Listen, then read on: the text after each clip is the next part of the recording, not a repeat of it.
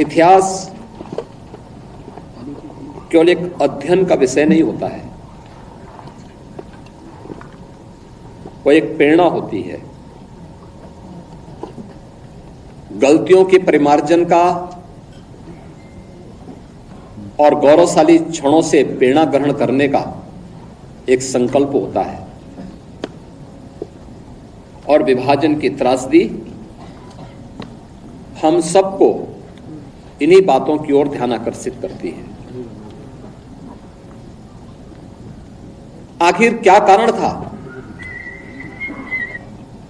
कि दुनिया का एक सनातन राष्ट्र हजारों हजार वर्षों से जो एक भारत रहा हो, वह भारत पहले गुलाम हुआ, विदेशी आक्रांताओं के द्वारा यहां की परंपरा और संस्कृति को रौंदा गया, तोड़ा गया, अपवित्र किया गया, इस देश को गुलाम बनाया गया। और जब भारत ने अंगड़ाई ली थी, आजादी की लड़ाई को लेकर के देश के महान क्रांतिकारियों ने, स्वतंत्रता संग्राम सेनानियों ने जिस लड़ाई को लड़कर के देश को स्वतंत्र कराने की दिशा में विदेशी हुकूमत को उखाड़ फेंकने के संकल्प के साथ जो लड़ाई लड़ी गई थी, जब उसकी पूर्णता का समय आया तो विभाजन की त्रासदी का सामना इस सनातन राष्ट्र को करना पड़ा। जो कार्य इतिहास में किसी युग में नहीं हुआ, वह दुर्भाग्य से सत्ता लोलुप कांग्रेस की सत्ता के प्रति अभिलिप्सा ने, लोलुपता ने त्रासदी के रूप में, विभाजन की त्रासदी के रूप में हम सबके सामने प्रस्तुत कर दी और स्वतंत्र भारत को एक ऐसा नासूर दे दिया जो आज भी इस भारत में आतंकवाद के रूप में, उग्रवाद के रूप में, अलगाववाद के रूप में लगातार पूरे भारत को दंश दे रहा है। कौन नहीं जानता कि अगर तत्कालीन राजनीतिक नेतृत्व दृढ़ता का परिचय देता, दुनिया की कोई ताकत इस अप्राकृतिक विभाजन को मूर्त रूप नहीं दे पाती। लेकिन दृढ़ इच्छा शक्ति का अभाव, सत्ता लोलुपता, एन केन प्रकारेण सत्ता प्राप्त होनी चाहिए, इसके लिए चाहे देश को ही दांव पे क्यों न लगाना पड़े। और यही तो हुआ, यही 1947 में भी हुआ और 1947 के बाद भी लगातार यही हो रहा है। जब भी इन लोगों के हाथों में सत्ता आई, इन्होंने देश की कीमत पर राजनीति की और उसकी कीमत इस देश को, इस देश की भोली भाली जनता को तब भी चुकानी पड़ी थी और लगातार लंबे समय तक चुकानी पड़ी है। यह विभाजन की दुर्भाग्यपूर्ण त्रासदी हम सबको उन्हीं गलतियों के परिमार्जन की तरफ हमारा ध्यान आकर्षित करती है। भारत बल, बुद्धि, विद्या सब में दुनिया का नेतृत्व करने की सामर्थ्य रखता था। याद करिए, 16वीं सदी तक भारत का वैभव दुनिया के अंदर अग्रणी था। अगर दुनिया की जीडीपी की आप बात करते हैं तो दुनिया की अर्थव्यवस्था का आधा भाग का नेतृत्व अकेले हिंदुस्तान करता था 16वीं सदी तक। इतना समृद्ध भारत था। और यह तब था जब कई सौ वर्षों तक लगातार विदेशी आक्रांताओं के आक्रमण को यह झेल रहा था। और लगातार फिर किस स्थिति में यह पहुंच गया था, आपने अभी वो दृश्य देखा है फोटोग्राफ के माध्यम से। इस जो यहां पे भी सूचना विभाग ने त्रासदी के कुछ दृश्य आपके सामने प्रस्तुत किए। 15 अगस्त 1947 से एक दिन पूर्व 14 अगस्त 1947 को जब विभाजन की त्रासदी हो रही थी और 15 अगस्त को जब देश के अंदर तत्कालीन प्रधानमंत्री पंडित जवाहरलाल नेहरू के द्वारा भारत के तिरंगे को पहरा करके कांग्रेस के नेताओं के द्वारा देश के अंदर आजादी के जश्न को मनाने का कार्य किया जा रहा था, तब लाखों लोग अपनी मातृभूमि को छोड़ने के लिए, अपने परिवारों को छोड़ने के लिए मजबूर हो रहे थे।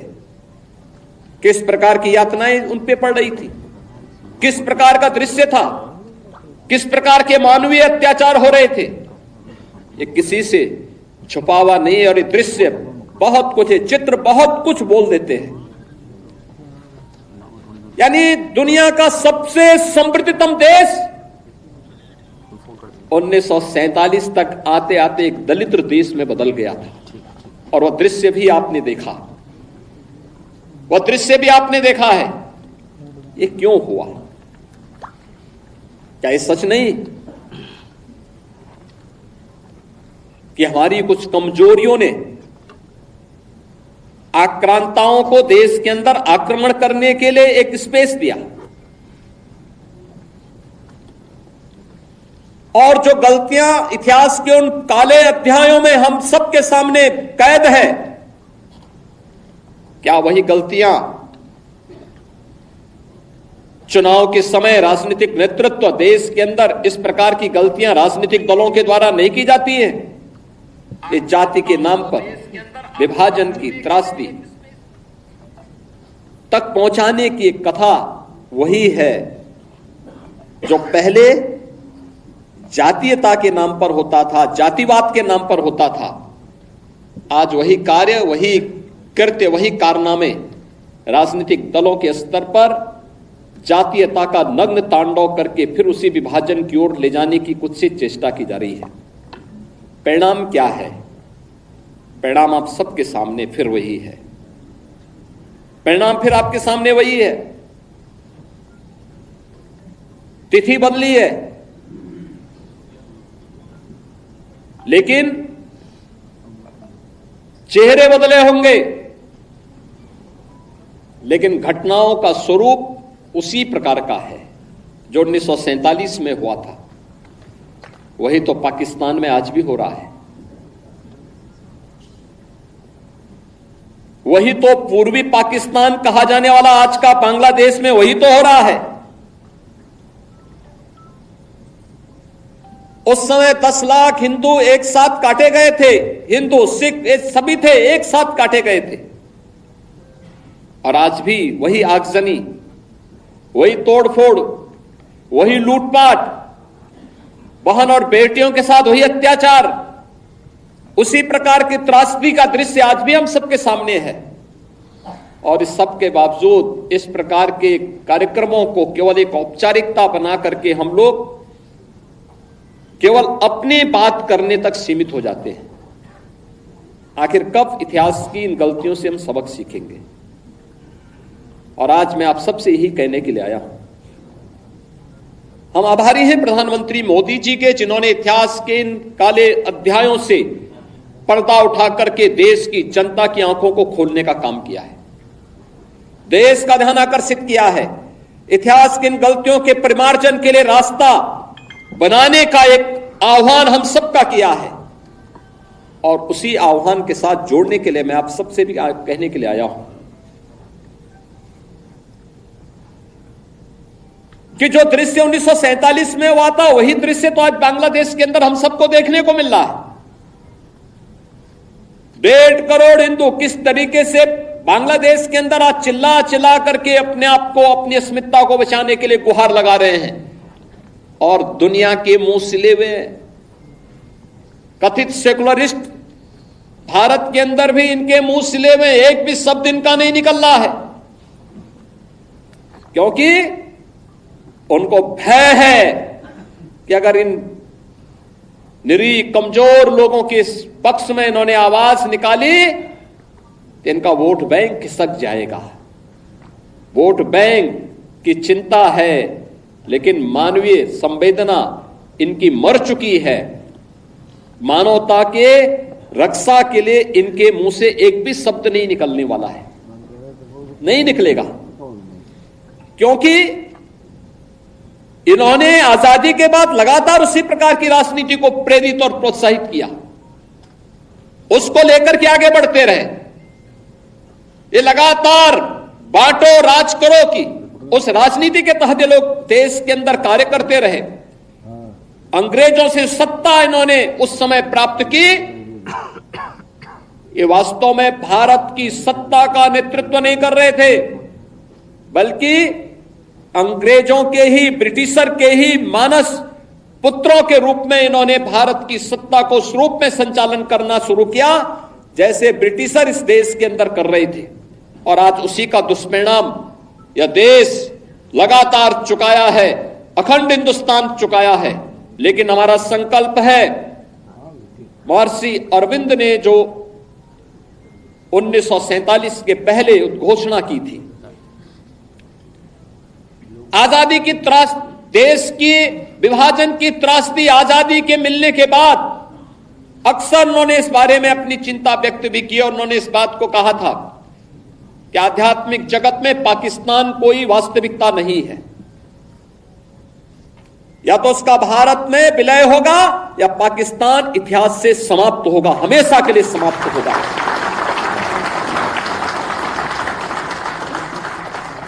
क्योंकि आध्यात्मिक जगत में जब जिसका कोई वास्तविक अस्तित्व नहीं है उसको नष्ट ही होना है, और उसकी नष्टता, उसके नश्वरता को हमें संदेह की निगाहों से नहीं देखना चाहिए। हमें यह मानना चाहिए ये होगा, लेकिन इसके लिए हमें भी तैयार होना होगा, हमें भी अपने आप को तैयार करना होगा। हमें अपनी उन गलतियों का परिमार्जन करना पड़ेगा जिन गलतियों के कारण विदेशी आक्रांताओं को भारत के अंदर घुसने, भारत के पवित्र तीर्थ स्थलों को अपवित्र करने, भारत की परंपरा और संस्कृति को नष्ट करने का एक अवसर जिन्हें प्राप्त हुआ था, उस प्रकार की गलतियों को और विभाजन की जो त्रासदी तक हमें पहुंचाया है, वह जातीय विभाजन के रूप में, क्षेत्रीय विभाजन के रूप में, भाषाई विभाजन के रूप में, इन सभी से उभर करके हम सबको राष्ट्र प्रथम के भाव के साथ मिलकर के कार्य करना होगा। भारत की आजादी इस बात के लिए हम सब का आह्वान कर रही है। और याद रखना, भारत केवल दुनिया का सबसे बड़ा लोकतंत्र ही नहीं है, ये लोकतंत्र की जननी भी है। जितनी स्वतंत्रता भारत ने अपने नागरिकों को दी है, दुनिया के अंदर इस प्रकार की स्वतंत्रता किसी भी अन्य देश में अपने नागरिकों को नहीं प्राप्त हो पाई है। हम सबको अपने संविधान पर गौरव की अनुभूति करनी चाहिए। भारत के संविधान निर्माताओं के प्रति अपार श्रद्धा और सम्मान का भाव व्यक्त करना चाहिए। हमें सरदार वल्लभ भाई पटेल की दृढ़ता का सम्मान करना चाहिए। हमें बाबा साहब डॉक्टर भीमराव अंबेडकर के प्रति सत सत नमन करना चाहिए, जिन्होंने अपनी पीड़ा को दबाने के बावजूद भारत की एकता और अखंडता के प्रतीक भारत के संविधान को भारतवासियों को प्रदान किया, जो संविधान आज भी हम सबका नेतृत्व करता है, हमारा मार्गदर्शन करता है। और उन सभी महापुरुषों से जिन्होंने भारत के संविधान सभा के माध्यम से भारत को दुनिया का सबसे बड़ा संविधान दिया, इस संविधान के माध्यम से हम सबको भारत के इस लोकतंत्र पर गौरव की अनुभूति भी करनी चाहिए। और इस लोकतंत्र के साथ मिलकर के कैसे हम लोगों को जो स्वतंत्रता मिली है इन स्वतंत्रता के उन नायकों के प्रति श्रद्धा का भाव व्यक्त करना होगा जिन महापुरुषों ने अपना सर्वस्व भारत की आजादी के लिए समर्पित करके अपने आप को बलिदान किया था। आज के इस अवसर पर भारत फिर से अखंड भारत की दिशा में अग्रसर हो सके, महर्षि अरबिंदो के सपने को साकार कर सके, उनकी भविष्यवाणी सच साबित हो सके, इसके लिए हमें भारत को 1947 तक जब यह भारत अपनी आजादी का शताब्दी महोत्सव मना रहा होगा, शताब्दी महोत्सव 1947 में जब भारत की आजादी के 100 वर्ष पूरे हो रहे होंगे, उस समय एक ऐसा भारत जो विकसित भारत होगा, शक्तिशाली भारत होगा, सशक्त भारत होगा। उस सशक्त भारत के निर्माण के लिए प्रधानमंत्री जी ने आजादी के अमृत महोत्सव के अवसर पर जिन पंच प्रणों की बात की, उन पंच प्रणों में सबसे महत्वपूर्ण प्रण है और वह है नागरिक कर्तव्य। नागरिक कर्तव्य के प्रति हम जिस क्षेत्र में काम कर रहे हैं, किसी भी क्षेत्र में हो सकते हैं, शासन में हो सकते हैं, प्रशासन में हो सकते हैं, पुलिस सेवा में हो सकते हैं, व्यवसाय में हो सकते हैं, युवा हो सकते हैं, किसान हो सकते हैं, महिलाएं हो सकती हैं, समाज के किसी भी तबके में रहकर के वो कार्य, शिक्षक है, अधिवक्ता है, किसी भी क्षेत्र में वो काम कर रहा है, उस क्षेत्र में अपने नागरिक कर्तव्यों का पालन करते हुए राष्ट्र प्रथम के भाव के साथ उसे कार्य करना होगा। राष्ट्र प्रथम का यह भाव जब हमारे जीवन का संकल्प बनेगा तो भारत के अंदर भारत को दुनिया की सबसे बड़ी ताकत बनने में कोई देर नहीं लगने वाली है। याद रखना, पिछले 10 वर्ष के अंदर भारत की प्रगति दुनिया को अचंभित करती है, दुनिया को आकर्षित करती है। दुनिया अभिभूत है, भारत की तरफ आशा भरी निगाहों से देख रही है। उसे विश्वास है कि भारत अगर सुरक्षित है तो विश्व मानवता सुरक्षित है, और इसलिए भारत की तरफ आज के समय में दुनिया के अंदर कहीं भी कोई संकट आता है तो भारत की तरफ दुनिया देख रही है। भारत की तरफ दुनिया का यह आकर्षण हमें एक नए भारत का दर्शन कराता है। प्रधानमंत्री मोदी जी के नेतृत्व में इस नए भारत को दुनिया की सबसे बड़ी ताकत के रूप में स्थापित करना, और 10 वर्ष में, आज से 10 वर्ष पहले भारत दुनिया की 10वीं बड़ी आर्थिक महाशक्ति था। आज भारत दुनिया की 5वीं बड़ी अर्थव्यवस्था बना है। अगले 3 वर्ष के अंदर भारत दुनिया की 3री बड़ी अर्थव्यवस्था बन जाएगा, और हमारा प्रयास होना चाहिए कि 1947 होते होते भारत दुनिया की सबसे बड़ी ताकत बनेगा, और उस ताकत के लिए भारत के हर नागरिक को एकजुट होकर के अपने आपसी मतभेदों को समाप्त करते हुए जाति के नाम पर, क्षेत्र के नाम पर, भाषा के नाम पर विभाजन करने वाले उन ताकतों से सतर्क रहते हुए एक भारत श्रेष्ठ भारत के बारे में सोचना होगा। इतिहास के उन गलतियों के परिमार्जन का एक अवसर हम सबके सामने है। हम फिर से इस प्रकार की गलतियों की त्रासदी और इस प्रकार की विभाजन की त्रासदी का सामना फिर से वर्तमान और भावी पीढ़ी को न करना पड़े, इसके लिए हम सबका संकल्प होना चाहिए, जीवन का ध्येय होना चाहिए। विभाजन की इस त्रासदी के लिए तत्कालीन कांग्रेस नेतृत्व पूरी तरह जिम्मेदार रहा है। कांग्रेस विभाजन की इस त्रासदी के लिए और समय समय पर देश के साथ हुए इस धोखे के लिए कभी देश की जनता से माफी नहीं मांगेगी, क्योंकि उनका चरित्र कभी भी इस प्रकार का नहीं रहा। कांग्रेस का वास्तविक चरित्र अधिनायकवादी रहा है, और देश के अंदर जब भी उसको अवसर मिला उसने लोकतंत्र के गले को घोंटने का प्रयास किया। 1975 इसका उदाहरण है। जब भी कहीं पर नागरिकों ने अपने अधिकारों की बात की, उसने आपस में लड़ाने का काम किया।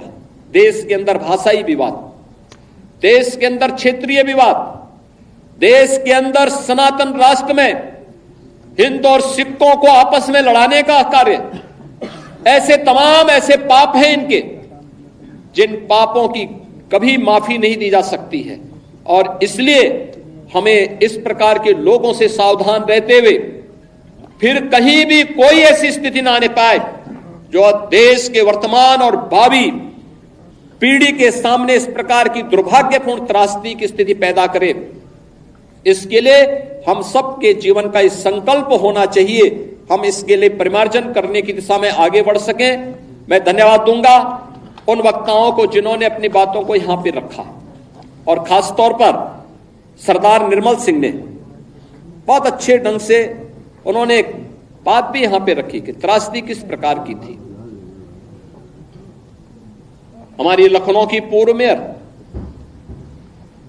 स्वयं उस त्रासदी का शिकार बनी थी, मात्र 1 वर्ष की, और 2 वर्ष के बाद उनके पिता उन्हें उस कैंप में मिल पाए जहां पर वे लोग, उनके परिवार के लोग त्रासदी के शिकार थे। किस प्रकार की स्थितियां थी, बैलगाड़ी से चल रहे हैं, उनको भी पता नहीं उनका ठिकाना कहां है, कहां लक्ष्य है, कोई पता नहीं। किस प्रकार के दृश्य थे, किस प्रकार की त्रासदियां थी। बरसात का समय, नदी नालों में पानी, भीषण गर्मी, उमस, और उस समय अपने परिवार के साथ अपने पुरखों की भूमि को छोड़ करके जाना। उन स्थितियों में अपने इष्ट देव को छोड़ करके जाना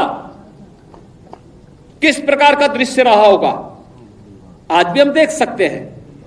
ननकाना साहिब में हमें गुरु नानक देव जी के प्रकाश पर्व में वहां कीर्तन का अनुमति नहीं होती है, नगर कीर्तन की अनुमति नहीं मिल पाती है, कोई भी आयोजन वहां करने की स्वतंत्रता नहीं होती है। और सिंध तो हिंदू बाहुल्य था, सिंध तो आज भी सिंधी बाहुल्यता का राज्य है, उसे पाकिस्तान में के अंदर क्यों जाने दिया गया? बांग्लादेश की आबादी 1947 में कितनी थी और कितने हिंदू थे? 22% हिंदू थे। आज उनकी संख्या घट करके कितनी रह गई है?